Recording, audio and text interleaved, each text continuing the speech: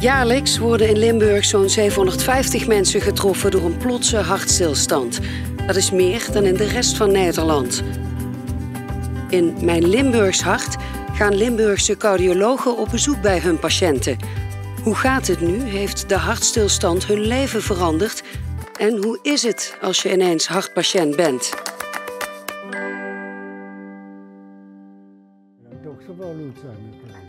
Ik ben Sjaak Jans, ik ben 80 jaar.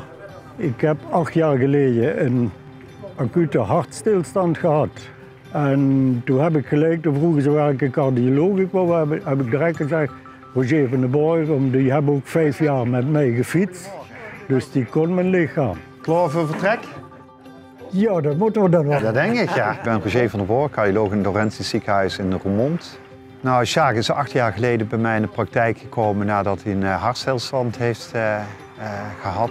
Sjaak was vooraf al in een zeer goede conditie doordat hij al jarenlang fietst. Ik was juist in topconditie, want we waren dus naar Beneu gefietst, 200 kilometer. 2 dagen van tevoren. Die dag daarna 97 kilometer. En die dag erop, toen ging ik fijn met de bos maaien en dan ging ik een kannetje benzine halen aan het tankstation. Ik denk, dan ga je even bij die dame betalen daar. Hè.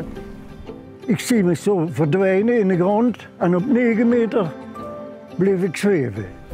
In werkelijkheid ben ik dus gewoon gevallen.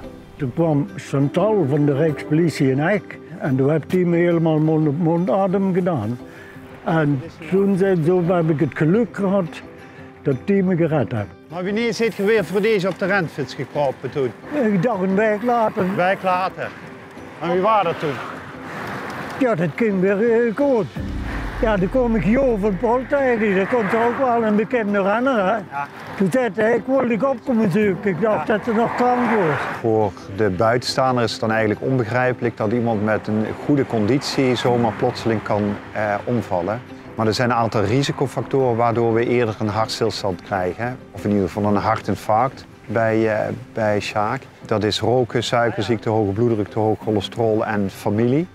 En met name bij Sjaak is het dat het in de familie ook voorkomt. En dus ook bij iemand met een hele goede conditie kan er een hartinfarct optreden. Toen moest ik op het politiebureau komen met Chantal praten. En toen zegt Chantal, weet je waarom dat ik je heb laten roepen? Ik zeg ja. Hij zegt, ik heb er nou 6 gedaan. Hetzelfde als met jou. En jij bent de eerste die het overleefd heeft. Dus ik ben eigenlijk een geluksvogel geweest dat die mensen op de juiste plaats waren. Ik weet wel dat ik toen ben revalideren in het ziekenhuis. Ja. En toen zitten de neven mee op je rollen en vanmorgen dat koos zet er zo, nu is dat fietsen met u afgelopen. Ja. Ja, dat vond je een beetje onsympathiek natuurlijk. Ja. En het zijn er, ja, die hebben geen conditie. Nee. En dan zijn ze nog jaloers nog. Ja. Als ik terugga in mijn herinnering is het dat ik als 15-jarig jongetje in het Zuid-Limburgse landschap ging rondfietsen en met een groep amateurwielrenners rondfietste, waarbij Sjaak dan ook altijd rondfietste. En dan vroeg ik aan mijn pa van, goh, wie is die meneer met dat grote verzet en die maar 1 versnelling heeft? En dan was het, ja, dat is meneer Jans. Mijn vader, hè, dat was een Brabander. Oh, dat was de prachtigste man die ik ooit kende. En die hebben wij vroeger de fiets moeten verstoppen.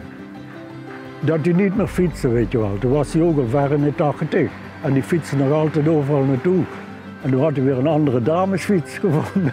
En dan hadden ze weer op een fiets gezet.